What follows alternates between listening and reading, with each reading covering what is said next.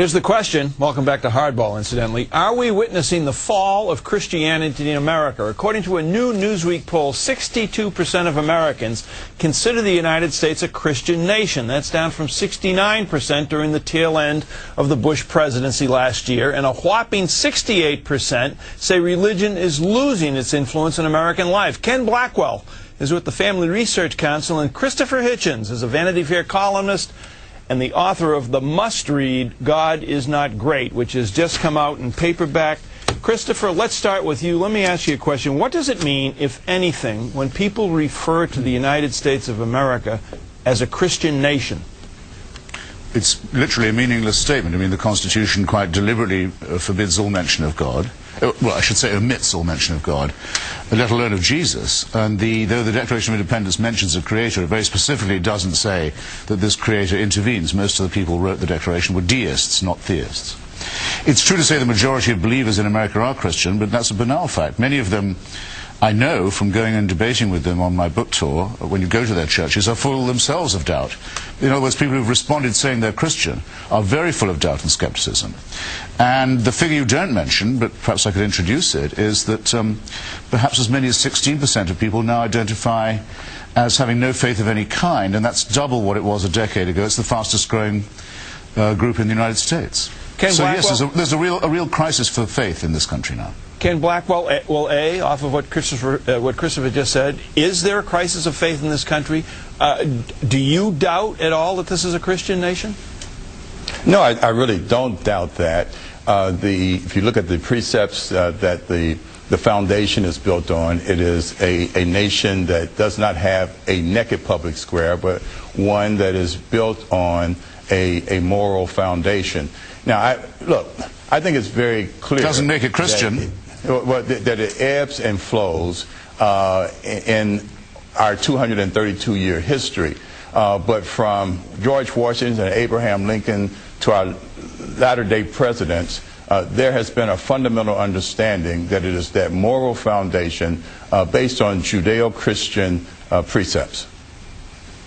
Christopher Wrong, I'm afraid. It's just flat out wrong. It's based on what Thomas Jefferson called a wall of separation between politics and religion. When the people of Danbury, when the Baptists, such to say, of Danbury, Connecticut, wrote to him asking for protection, they were asking for protection from whom, Mr. Blackwell?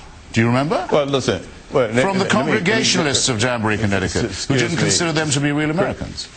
Christopher, can I have a word in edgewise? By all means. There is a separation of church and state. There is not a separation of faith and politics, and there has never been the presumption that we run our day-to-day lives through a faithless prism when we make our decisions. We're not told that we have to leave our faith at the public square's edge. So it is just flat-out nonsense to suggest that this country was built on anything other than an understanding of Judeo-Christian principles and precepts that give us the moral foundation that allows free market enterprise and the primacy of the individual in our political system, not the primacy of the state. Well, can search in vain through the First Amendment of the Constitution to find any such reference. So you could. Why don't you try checking out Thomas Jefferson's version of the New Testament, for example, where he cuts out all references to the divinity of Jesus. Christopher, let me just say to you that in the Declaration of Independence, you made reference to it. It says we hold these truths to be self-evident. So we don't have to be the erudite that you are to understand a basic precept that our country is built on a set of universal truths, that all of us are created equal, that we are endowed by our Creator, that our rights, our human rights, don't come from government. They come from our So you're being very stubborn. This does not say Christian. At any point, it doesn't even imply it. The person who put in the word self-evident on that committee was Benjamin Franklin, who was undoubtedly an atheist. The main drafter of the Declaration, Thomas Jefferson, was by no means a Christian. George Washington wouldn't take communion. It's all true. Let me just ask you, Christopher, you think that the founders and the Pilgrims were not Christians? The Pilgrims were Christians. We're talking about, if we're talking about historical accuracy, let's be forthright.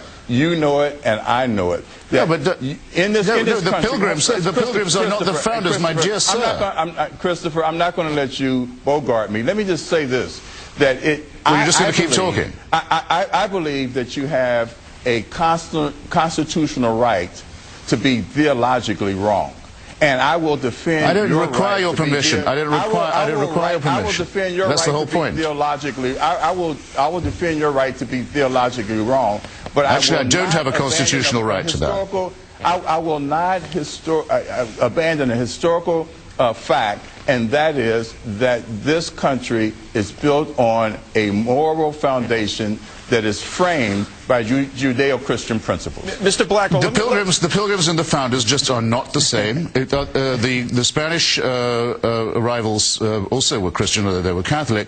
Before there was a United States of America, the United States of America's founding documents are secular. If you don't know that, you don't know anything. Let's update it. Let's update it a bit, Mr. Blackwell. Let me ask you: do you think, over the course of the last 10 years or so, the injection of so many preachers, let's say, ministers into politics, largely from the right-hand side of the dial, and on the left-hand side of the dial, so many Catholics becoming greatly upset with the sexual abuse scandal in the Catholic Church, do you think that has damaged people of faith in this country? Let's not use the word Christian. Do you think people have less faith in their religious institutions today as a result of the injection of too many public people and too many public events, sordid events, into the body politic?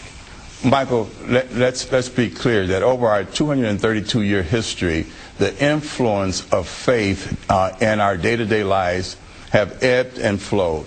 And the reality is that in 1981, everybody was saying that the church was irrelevant, Christianity was dead, and we then saw 25 years of an influential church and an expansion of faith. This country of ours... Name one person who said that in 1981. Excuse me. This country Name one person who said that in 1981. And aren't you going to have even a shot at answering the question? Excuse me.